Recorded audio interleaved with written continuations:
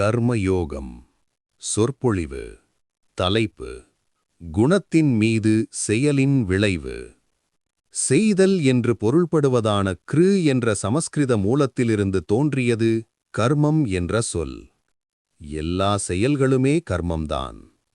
செயல்களின் விளைவுகளையும் இந்த சொல் குறிக்கும். தத்துவம் சம்பந்தமாக வரும்போது இந்த சொல் சில வேளைகளில் நமது முன் வினைகளின் விளைவுகளையும் குறிக்கும். ஆனால் கர்மயோகத்தில் கர்மம் என்ற சொல்லை செயல் என்ற பொருளில் மட்டுமே பயன்படுத்துகிறோம்.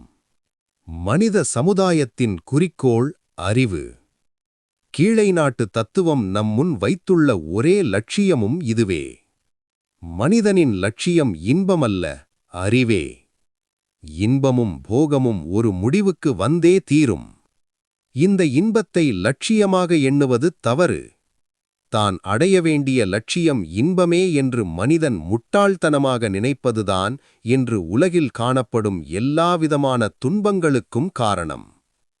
ஆனால் அவன் சென்று கொண்டிருப்பது இன்பத்தை நாடியல்ல, அறிவைத் தேடியே. இன்பமும் அதுபோல் துன்பமும் பெரிய ஆசிரியர்கள். நன்மையைப் போலவே தீமையிலிருந்தும் அவன் படிப்பினை பெறுகிறான். இவையெல்லாம் காலப்போக்கில் அவனுக்கு தெரிய வருகிறது.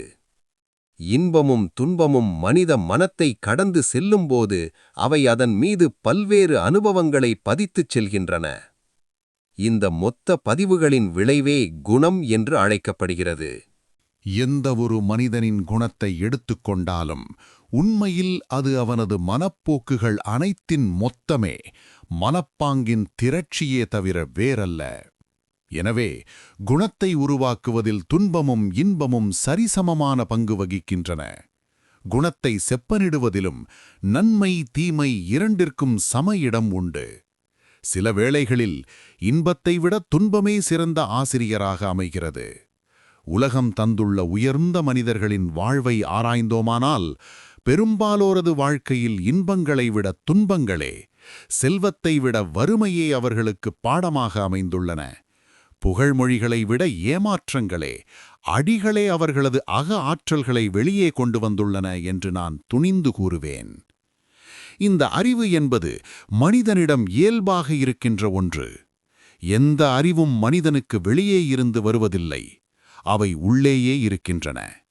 ஒரு மனிதன் அறிகிறான் என்பதை சரியான மனையியல் மொழியில் கண்டுபிடிக்கிறான் அல்லது திரையை விளக்குகிறான் என்று சொல்ல வேண்டும்.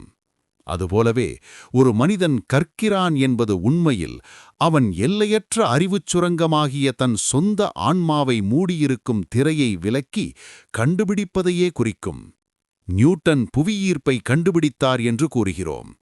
அது ஒரு மூலையில் உட்கார்ந்து அவருக்காக காத்து கொண்டாயிருந்தது. அது அவரது மனத்தில் இருந்தது. தருணம் வந்தது, அவர் கண்டுபிடித்தார். இதுவரை உலகம் பெற்றுள்ள எல்லா அறிவும் மனத்திலிருந்து வந்ததே. பிரபஞ்சத்தின் எல்லையற்ற நூற்களஞ்சியம் உங்கள் சொந்த மனத்திற்குள்ளேயே இருக்கிறது. புற உலகம் நீங்கள் உங்கள் மனத்தை ஆராய்வதற்காக அமைந்த வெறும் ஒரு தூண்டுகோல், ஒரு வாய்ப்பு மட்டுமே. ஆனால் நீங்கள் ஆராயப் போகின்ற பொருளும் உங்கள் மனம்தான். மரத்திலிருந்து ஆப்பிள் வீழ்ந்தது நியூட்டனுக்கு ஒரு தூண்டுதலாக அமைந்தது. அவர் அதன் மூலம் தன் மனத்தை ஆராய்ந்தார். ஏற்கனவே தன் மனத்திலிருந்து சிந்தனை தொடர்களையெல்லாம் முறைப்படுத்தி திருத்தி அமைத்தபோது அவற்றிற்கிடையே ஒரு புதிய தொடர்பை கண்டுபிடித்தார். அதை நாம் புவியீர்ப்பு விதி என்று கூறுகிறோம். இந்த விதி ஆப்பிளிலோ பூமியின் மையத்திலோ இருக்கவில்லை. லௌகீக அறிவோ ஆன்மீக அறிவோ எல்லாமே மனத்தில்தான் இருக்கிறது. பலரிடம் இவை கண்டுபிடிக்காமல் மூடப்பட்டிருக்கிறது. மூடியிருக்கின்ற திரைகள் மெல்ல மெல்ல நீக்கப்படும்போது நாம் கற்கிறோம் என்று சொல்கிறோம். நாம் பெறுகின்ற அறிவின் அளவு இந்த திரையை விலக்குகின்ற அளவைப் பொறுத்தே அமைகிறது. இந்த திரை யாரிடமிருந்து நீக்கப்பட்டிருக்கிறதோ அவன் அதிகம் தெரிந்தவன். யாரிடம் இந்த திரை கனமாக இருக்கிறதோ அவன் அறிவிலி. திரை முழுவதுமாக நீங்கப் பெற்றவன் எல்லாம் தெரிந்தவனாகிறான். எல்லாம் அறிந்தவர்கள் இப்போதும் இருக்கிறார்கள், எதிர்காலத்திலும் இருப்பார்கள் என்றே நான் நம்புகிறேன். இனிவரும் யுகங்களில் லட்சக்கணக்கில் அவர்கள் தோன்றுவார்கள். சிக்கிமுக்கிக் கல்லில் நெருப்பு போல் மனத்தில் அறிவு இருக்கிறது. புறத்தூண்டுதல்தான் அதை வெளியே கொண்டு வருகின்ற உராய்வு. நம்மையே நாம் அமைதியாக ஆராய்ந்து பார்த்தோமானால் நமது கண்ணீர்கள், நமது புன்முறுவல்கள், நமது மகிழ்ச்சிகள், நமது கவலைகள், நமது அழுகைகள், நமது சிரிப்புகள், நமது சாபங்கள், நமது வாழ்த்துக்கள், நமது பாராட்டுக்கள், நமது ஏச்சுக்கள் என்று நமது எல்லா உணர்ச்சிகளும் செயல்களும் வெளியிலிருந்து தரப்பட்ட பல்வேறு தாக்குதல்களின் மூலம் நமக்குள்ளிருந்தே வெளியே கொண்டு வரப்பட்டன என்பதை அறியலாம். இந்த தாக்குதல்களை மொத்தமாக கர்மம் அல்லது செயல் என்று கூறுகிறோம். தூலநிலையாகட்டும், மனத்தளவிலாகட்டும், மனத்திற்கு கொடுக்கின்ற அடிகள் ஒவ்வொன்றும் அங்கே ஏற்கனவே மறைந்திருக்கின்ற அதன் சொந்த ஆற்றலையும் அறிவையும் வெளிப்படுத்துகின்றன. அதாவது அவை கண்டுபிடிக்கப்படுகின்றன. இந்த ஒவ்வொரு அடியும் கர்மமே. இங்கு கர்மம் மிக பரந்த பொருளில் பயன்படுத்தப்படுகிறது. இவ்வாறு நாம் எல்லோரும் எப்போதும் கர்மம் செய்து கொண்டிருக்கிறோம். நான் உங்களோடு பேசிக் கொண்டிருக்கிறேன், இது கர்மம். நீங்கள் கேட்டுக்கொண்டிருக்கிறீர்கள், இதுவும் கர்மம். நாம் மூச்சு விடுகிறோம், அதுவும் கர்மம். நாம் நடக்கிறோம், அதுவும் கர்மம். உடலின் மூலமாகவும் மனத்தின் மூலமாகவும் நாம் செய்கின்ற எல்லாம் கர்மமே. அவை ஒவ்வொன்றும் நம்மீது பதிவை விட்டுச் செல்கின்றன. சிறிய செயல்கள் பலவற்றின் ஒட்டுமொத்தம் போல் தோன்றுகின்ற சில குறிப்பிட்ட செயல்கள் உள்ளன. கடற்கரையில் நிற்பதாக வைத்துக் கொள்வோம். அலைகள் கரையில் மோதிச் சிதறுகின்றன. அதன் ஓசை எவ்வளவு பெரிதாக இருக்கிறது! ஆனால் அந்த ஒரு பேரலை கோடிக்கணக்கான சின்னஞ்சிறு அலைகள் சேர்ந்து உருவானதே தவிர வேறல்ல. இது நமக்குத் தெரியும். இந்த சின்னஞ்சிறிய அலைகள் ஒவ்வொன்றும் ஓசை எழுப்புகின்றன. ஆனால் அவற்றை நாம் கேட்பதில்லை. அந்த சிற்றொலிகள் ஒன்று சேர்ந்து ஒரு பேரொலியாக உருவெடுக்கும் போதுதான் நாம் அதை கேட்கிறோம். அதுபோல் இதயத்தின் ஒவ்வொரு துடிப்பும் செயலே. சில வகையான செயல்களை நாம் உணர்கிறோம். அவை நமக்கு தெளிவாக புரிகின்றன. அதே வேளையில் அவை பல சிறிய செயல்களின் ஒட்டுமொத்தமே. நீங்கள் ஒருவரது உண்மையான குணத்தை அறிய விரும்பினால் அவரது மகத்தான காரியங்களை பார்த்து முடிவுக்கு வராதீர்கள். முட்டாள் கூட எப்போதாவது சில நேரங்களில் மகத்தான மனிதனாக முடியும். ஒருவன் மிக மிக சாதாரண செயல்களைச் செய்யும்போது கவனியுங்கள். அவையே அவனது உண்மையான குணத்தை தெரிவிப்பவை. சில குறிப்பிட்ட நேரங்கள் மிக சாதாரண மனிதர்களை கூட ஒரு வகையான மகத்தான நிலைக்கு உயர்த்திவிடும். எந்த சூழ்நிலையிலும் யாருடைய குணம் எப்போதும் உயர்ந்ததாகவே இருக்கிறதோ அவனே உண்மையில் சிறந்த மனிதன். குணத்தை உருவாக்குவதில் செயலின் பங்கு முக்கியமானதாகும். பிரபஞ்சத்தில் உள்ள எல்லா ஆற்றல்களையும் தன்னை நோக்கி கவர்ந்திழுத்து தன்னுள்ளே அவற்றை ஒருங்கிணைத்து மாபெரும் சக்தியாக வெளியே அனுப்புகின்ற ஒரு மையம் போல் இருக்கிறான் மனிதன். அந்த மையம்தான் உண்மை மனிதன், எல்லாம் வல்லவன், எல்லாம் அறிந்தவன். பிரபஞ்சம் முழுவதையும் அவன் தன்னை நோக்கி கவர்ந்தெழுக்கிறான். நன்மை தீமை, இன்பம் துன்பம் எல்லாமே அவனை நோக்கி ஓடி வருகின்றன, அவனை சுற்றிச் சுழல்கின்றன. குணம் என்று அழைக்கப்படுகின்ற தன் தனிப்போக்கை அவன் இவற்றிலிருந்து உருவாக்கி பேராறு போல் வெளியில் பரவ விடுகிறான். தன்னிடம் எதையும் இழுத்துக் கொள்வதற்கான ஆற்றல் போலவே அதனை வெளியில் விடும் ஆற்றலும் அவனிடம் இருக்கிறது. உலகில் நாம் காண்கின்ற எல்லா செயல்களும், சமுதாயத்தின் எல்லா இயக்கங்களும், நம்மை சுற்றி நடக்கும் வேலைகள் அத்தனையும் வெறும் எண்ணங்களின் வெளித்தோற்றமே, மனித சங்கல்பத்தின் வில் இன் வெளிப்பாடுகளே. எந்திரங்கள், கருவிகள், நகரங்கள், கப்பல்கள், போர்க்கப்பல்கள் இவை எல்லாமே மனிதனது சங்கல்பத்தின் வெளிப்பாடுகளே. இந்த சங்கல்பம் குணத்தால் அமைகிறது, குணமோ செயல்களால் உருவாக்கப்படுகிறது. செயல் எத்தகையதோ அத்தகையதே சங்கல்பத்தின் வெளிப்பாடும். உலகம் இதுவரை தோற்றுவித்துள்ள உறுதி வாய்ந்த சங்கல்பம் கொண்டவர்கள் எல்லோரும் மாபெரும் செயல் வீரர்களாகவே இருந்திருக்கிறார்கள். காலங்காலமாக தொடர்ந்து செய்து வந்த செயல்களின் மூலம் பெற்ற ஆற்றல் வாய்ந்த தங்கள் சங்கல்பத்தால் உலகையே மாற்றியமைக்க வல்ல மாபெரும் மனிதர்களாக இருந்தார்கள் அவர்கள். புத்தருக்கும் இயேசுவிற்கும் இருந்தது போன்ற மாபெரும் சங்கல்பம் ஒரே பிறவியில் கிடைத்து விடுவதில்லை. இவர்களின் தந்தையர் யார் என்பது நமக்கு தெரியும். இந்த தந்தையர் மனிதகுலத்தின் நன்மைக்காக ஒரு வார்த்தையாவது பேசினார்களா என்பது சந்தேகமே. ஜோசப்பை போன்று லட்சக்கணக்கான தச்சர்கள் வந்து போய்விட்டனர்.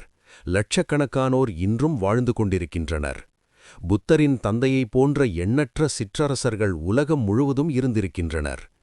பரம்பரையின் காரணமாக குணம் அமையும் என்றால், ஒருவேளை தன் சொந்த ஏவலர் கூட அடிபணியாத இந்த சிற்றரசரால் இன்று உலகில் பாதிக்கு மேற்பட்டவர்களால் கடவுளாக வழிபடப்படுகின்ற ஒரு மகனை எப்படி உருவாக்க முடிந்தது? இன்று லட்சக்கணக்கான மக்களால் வணங்கப்படுகின்ற இயேசுவுக்கும் சாதாரண தச்சரான அவரது தந்தை ஜோசப்பிற்கும் இடையேயுள்ள பெரும் வித்தியாசத்தை எப்படி விளக்குவீர்கள்? பரம்பரை கோட்பாட்டை வைத்துக்கொண்டு இவற்றையெல்லாம் விளக்க முடியாது. புத்தரும் இயேசுவும் இந்த உலகின் மீது பரப்பிய மாபெரும் சங்கல்பம் எங்கிருந்து வந்தது? இத்தகைய மொத்த ஆற்றல் அவர்களுக்கு எங்கிருந்து கிடைத்தது? இந்த ஆற்றல் காலம் காலமாக அங்குதான் இருந்திருக்க வேண்டும். அது சிறுகச் சிறுக வளர்ந்து பிரம்மாண்டமான ஆற்றலாகி ஒரு புத்தராக, ஓர் இயேசுவாக சமுதாயத்தின் மீது பாய்கிறது, என்றும் பாய்ந்து பரவிக்கொண்டிருக்கிறது. இவை எல்லாமே கர்மத்தால், செயலால்தான் நிச்சயிக்கப்படுகின்றன. உழைக்காமல் யாரும் எதுவும் பெற முடியாது.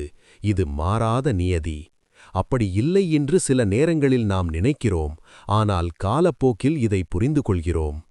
பணக்காரன் ஆவதற்காக ஒரு மனிதன் வாழ்நாள் முழுவதும் பாடுபடலாம், ஆயிரக்கணக்கானோரை ஏமாற்றலாம். ஆனால் கடைசியில் பணக்காரனாவதற்கான தகுதி தனக்கு இல்லை என்பதை அவன் காண்கிறான்.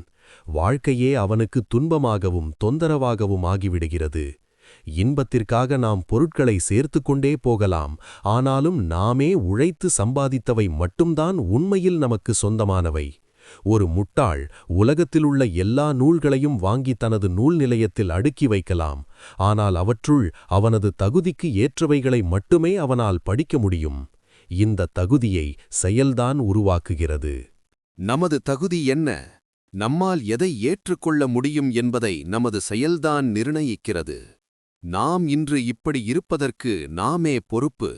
இனி எப்படி இருக்க வேண்டும் என்று விரும்புகிறோமோ அப்படி நம்மை செய்து கொள்வதற்கான ஆற்றலும் நம்மிடம் உள்ளது. இப்போதைய நமது நிலைக்கு முன்வினை பயன்களே காரணம் என்றால், எதிர்காலத்தில் நாம் எப்படி இருக்க வேண்டும் என்பது இப்போதைய நமது செயல்களுக்கு ஏற்பவே அமையும் என்பதும் உறுதி. எனவே செயல் புரிவது எப்படி என்பதை நாம் தெரிந்து கொள்ள வேண்டும். எவ்வாறு வேலை செய்ய வேண்டும் என்று தெரிந்து கொள்வதால் என்ன பயன்? ஒவ்வொருவரும் இந்த உலகத்தில் ஏதாவது ஒரு வழியில் வேலைகள் செய்து கொண்டுதானே இருக்கிறார்கள் என்று கேட்கலாம். ஆனால் ஆற்றல்களை வீணடிப்பது என்று ஒன்று இருக்கிறது. சாதுரியமாகவும் ஒரு விஞ்ஞானம் போல் நுணுக்கமாகவும் செயல்புரிவதே கர்மயோகம் என்று பகவத்கீதை கூறுகிறது. எப்படி செய்ய வேண்டும் என்று தெரிந்து செய்வதன் மூலம் ஒருவன் பெரிய பலன்களை அடைவான். அனைத்து செயல்களும் நம் மனத்துள் ஏற்கனவே இருக்கின்ற ஆற்றலை வெளியே கொண்டு வருவதற்கான, ஆன்மாவை விழிப்புணர்த்துவதற்கான முயற்சிகள் மட்டுமே என்பதை நீங்கள் நினைவில் கொள்ள வேண்டும். ஆற்றல் மனிதனுள் இருக்கிறது. அதுபோலவே அறிவும் அவனுள்ளேயே இருக்கிறது. அவற்றை வெளியே கொண்டு வருவதற்காக, இந்த மாமனிதர்களை விழிப்புணர்த்துவதற்காகத் தரப்படும் அடிபோன்றதே பல்வேறு செயல்கள். பல்வேறான பலன்களைக் கருதி மக்கள் செயல் புரிகிறார்கள். பலன் கருதாமல் செய்யப்படுகின்ற செயல்களே இல்லை. சிலர் புகழை விரும்புகிறார்கள். அவர்கள் புகழிற்காக வேலை செய்கிறார்கள். சிலர் பணத்தை விரும்புகிறார்கள். அவர்கள் பணத்திற்காக வேலை செய்கிறார்கள். சிலருக்கு அதிகாரம் வேண்டும். அவர்கள் அதற்காக வேலை செய்கிறார்கள். வேறு சிலர் சொர்க்கத்தை விரும்புகிறார்கள். அவர்கள் அதற்காக வேலை செய்கிறார்கள். சிலர் சீன நாட்டினரைப் போல் தாங்கள் இறந்த பிறகும் தங்கள் பெயர் நிலைத்து நிற்க வேண்டுமென்று விரும்புகிறார்கள்.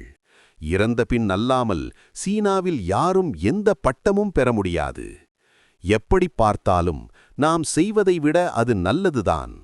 அங்கே ஒருவர் மிக நல்ல காரியம் ஏதாவது செய்தால், இறந்து போன அவரது தந்தைக்கோ பாட்டனாருக்கோ ஒரு கௌரவ பட்டம் வழங்குவார்கள். பலர் அதற்காக பாடுபடுவார்கள். முஸ்லிம் மதத்தின் ஒரு பிரிவினர் தாங்கள் இறந்த பிறகு தங்கள் சமாதி பெரிய மண்டபமாக கட்டப்பட வேண்டும் என்பதற்காக வாழ்நாள் முழுவதும் பாடுபடுவார்கள்.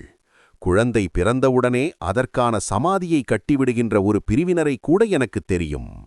அவர்களை பொறுத்தவரை ஒரு மனிதன் செய்ய வேண்டிய மிகப்பெரிய செயல் சமாதி கட்டுவதுதான். சமாதி பெரியதாகவும் அழகாகவும் இருக்கின்ற அளவுக்கு அந்த மனிதன் சிறந்தவனாக கருதப்படுவான். மற்றும் சிலர் பிராயச்சித்தமாக செயல்புரிகிறார்கள். எல்லாவிதமான பாவங்களையும் செய்வது, பிறகு ஒரு கோயிலை கட்டுவது அல்லது புரோகிதர்களுக்கு லஞ்சம் கொடுத்து ஸ்வர்க்கத்திற்கு போவதற்கான பயணச்சீட்டை அவர்களிடமிருந்து வாங்கிக் கொள்ள வேண்டியது.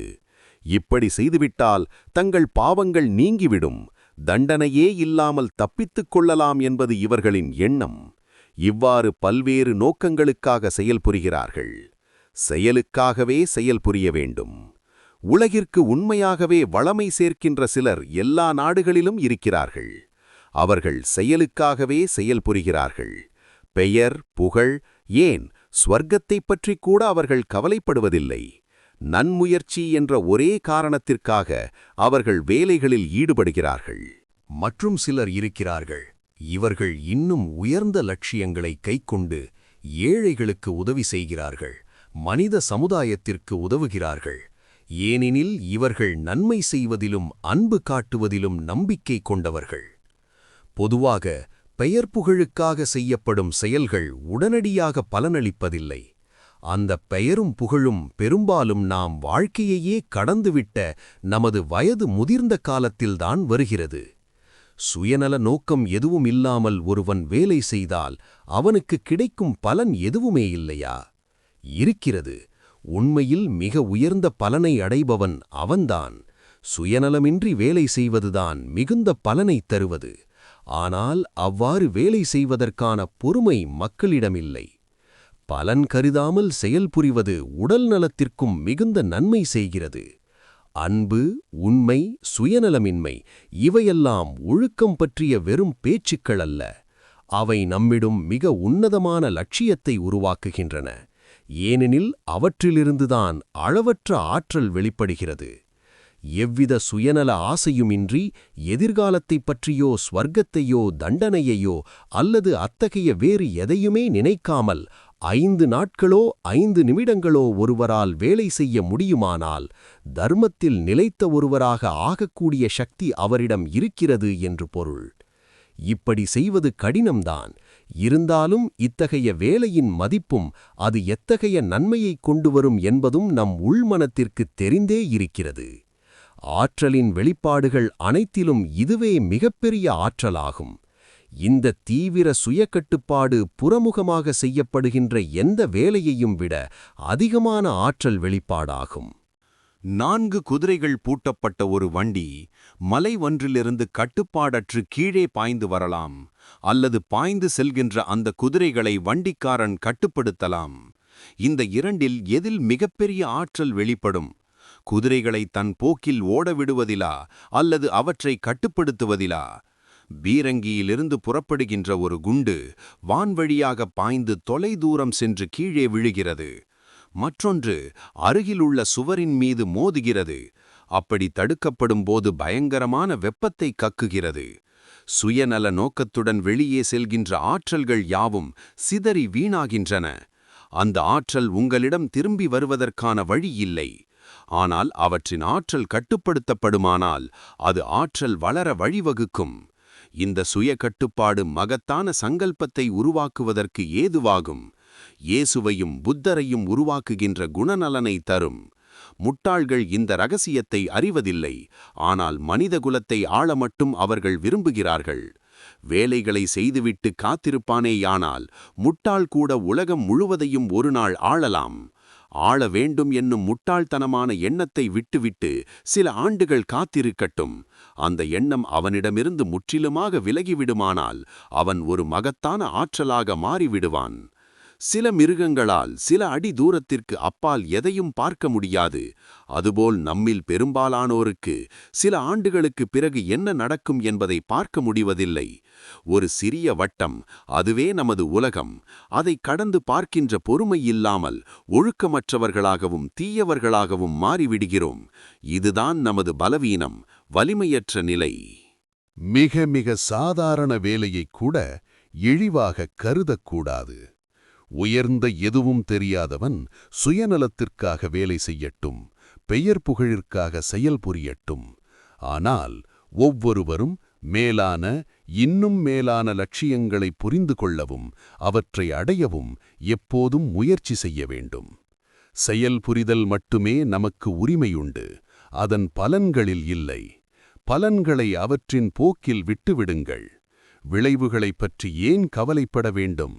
ஒருவனுக்கு நீங்கள் உதவ விரும்பினால் அவன் உங்களிடம் எப்படி நடந்து கொள்வான் என்பதைப் பற்றியெல்லாம் நினைக்காதீர்கள். நீங்கள் மகத்தான ஒரு செயலை அல்லது நல்ல ஒரு செயலை செய்ய விரும்பினால் அதன் பலன் என்னவாக இருக்கும் என்பதை எண்ணி உங்களை குழப்பிக் கொள்ளாதீர்கள். செயல் புரிதல் என்ற இந்த லட்சியத்தில் கடினமான கேள்வி ஒன்று எழுகிறது. இடைவிடாது செயல் புரிதல் முக்கியம். நாம் எப்போதும் செயல்பட்டு கொண்டே இருக்க வேண்டும். வேலை செய்யாமல் ஒரு நிமிடம் கூட நம்மால் உயிர் வாழ முடியாது. அப்படியானால் ஓய்வு என்பது எங்கே? வாழ்க்கை போராட்டத்தின் ஒரு புறம் வேலை. நாம் இதில் சிக்கி வேகவேகமாக சுழன்று கொண்டிருக்கிறோம். மற்றொரு புறம் அமைதியான, அனைத்திலிருந்தும் விடுபட்ட துறவு. சுற்றியுள்ள எல்லாமே அமைதிமயம். ஓசைகளென்று எதுவுமே இல்லை என்று சொல்லிவிடலாம். தன் விலங்குகள், மலர்கள், மலைகள் இவற்றோடு இயற்கை மட்டுமே உள்ளது. ஆனால் இந்த இரண்டு காட்சிகளுமே முழுமை பெற்றவை அல்ல.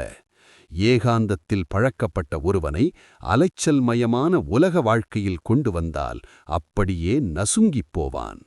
கடலின் அடியாழங்களில் வாழும் மீன் மேற்பரப்பிற்கு கொண்டு வரப்பட்டால் நீரின் அழுத்தத்தால் இதுவரை ஒன்றாக இருந்த அதன் உடல் உறுப்புகள் இப்பொழுது அந்த நீரின் அழுத்தம் இல்லாத காரணத்தால் சிதறுண்டு போகும். அதுபோல் அலைச்சலும் ஆரவாரமுமான வாழ்க்கைக்கு பழகிவிட்ட ஒருவன் அமைதியான இடத்தில் நிம்மதியாக வாழ முடியுமா? அவன் மிகுந்த வேதனைக்கு உள்ளாகிறான். ஒருவேளை அவனது மனநிலை கூட பாதிக்கப்படலாம். ஆனால் ஆழ்ந்த அமைதியிலும் ஏகாந்தத்திலும் இடையீடற்ற செயல்களைக் காண்பவனும், இடையீடற்ற செயல்களிடையே பாலைவனத்தின் அமைதியையும் ஏகாந்தத்தையும் காண்பவனுமான ஒருவனே லட்சிய மனிதன். சுய கட்டுப்பாட்டின் ரகசியத்தை அவன் கற்றுவிட்டான். அவன் தன்னைத்தானே கட்டுப்படுத்திவிட்டான். பெருநகரின் ஆரவாரமும் நடமாட்டமும் மிக்க தெருவின் வழியே போய்க் கொண்டிருந்தாலும் எந்த ஓசையும் உட்புகாத ஒரு குகைக்குள் அமர்ந்து கொண்டிருப்பது போன்ற பேரமைதியில் அவனது மனம் ஆழ்ந்திருக்கும். அதன் ஊடே அவன் இடையீடற்ற செயலிலும் ஈடுபட்டிருப்பான். இதுதான் கர்மயோக லட்சியம். இதனை நீங்கள் அடைந்து விட்டீர்களென்றால் கர்மத்தின் ரகசியத்தை உண்மையில் அறிந்துவிட்டீர்கள். ஆனால் நாம் ஆரம்பத்திலிருந்து தொடங்க வேண்டும். நம்மிடம் வருகின்ற வேலைகளை அப்படியே ஏற்றுக்கொண்டு நாள்தோறும் படிப்படியாக நம்மை மேன்மேலும் சுயநலமற்றவர்களாக மாற்றிக்கொண்டே வர வேண்டும். வேலை செய்ய வேண்டும். கூடவே எந்த நோக்கம் நம்மை அந்த வேலையில் ஈடுபடத் தூண்டுகிறது என்பதை ஆராய்ந்து பார்க்க வேண்டும். விதிவிலக்கின்றி நமது நோக்கங்கள் சுயநலம் நிறைந்ததாகவே இருப்பதை நாம் ஆரம்ப வருடங்களில் காண்போம்.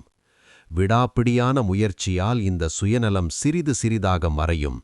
இறுதியில் ஒருநாள் சுயநலம் சிறிதும் இல்லாமல் செயல்புரிகின்ற மனநிலையை பெற்றுவிடுவோம். வாழ்க்கை பாதைகளில் போராடியவாறே சென்று கொண்டிருக்கின்ற நாம் முழுக்க முழுக்க சுயநலமில்லாதவர்களாகின்ற வேளை என்றாவது ஒருநாள் வரவே செய்யும் என்று நாம் அனைவரும் நம்புவோம். அதை நாம் அடைகின்ற அந்தக் கணமே நமது ஆற்றல்களெல்லாம் ஒருமுகப்படும். நமக்கே உரிய அறிவும் வெளிப்படும்.